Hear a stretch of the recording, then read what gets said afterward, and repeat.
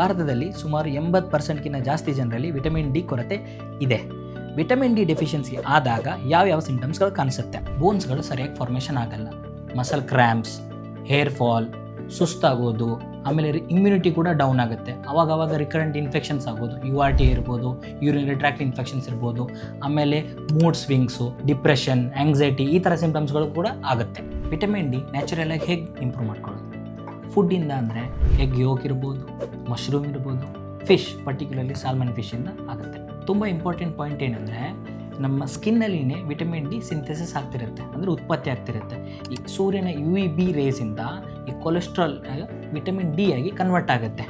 ಪ್ರತಿದಿನ ಮುಂಜಾನೆ 10 ಗಂಟೆಯಿಂದ ಮಧ್ಯಾಹ್ನ 2 ಗಂಟೆ ಕಾಲ ಈ ಗ್ಯಾಪಲ್ಲಿ ಅಟ್ಲೀಸ್ಟ್ ಒಂದು 15 to 20 ಮಿನಿಟ್ಸ್ ಸೂರ್ಯನಿಗೆ ಎಕ್ಸ್ಪೋಸ್ ಆಗಬೇಕು. ವಾರದಲ್ಲಿ ಅಟ್ಲೀಸ್ಟ್ 2 to 3 ಟೈಮ್ಸ್. ಈ ಥರ ಸಿಂಟಮ್ಸ್ಗಳಿದ್ದರೆ ನಿಮಗೆ ನಿಮ್ಮ ಡಾಕ್ಟರ್ಗಳನ್ನ ಕನ್ಸಲ್ಟೇಷನ್ ಮಾಡಿ ವಿಟಮಿನ್ ಡಿ ಲೆವೆಲ್ಸನ್ನು ಟೆಸ್ಟ್ ಮಾಡಿ ಸಪ್ಲಿಮೆಂಟೇಷನ್ ಕೂಡ ತೊಗೋಬೋದು. ಅದರಿಂದ ಇಂಪ್ರೂವ್ ಆಗುತ್ತೆ ತಾನೇ.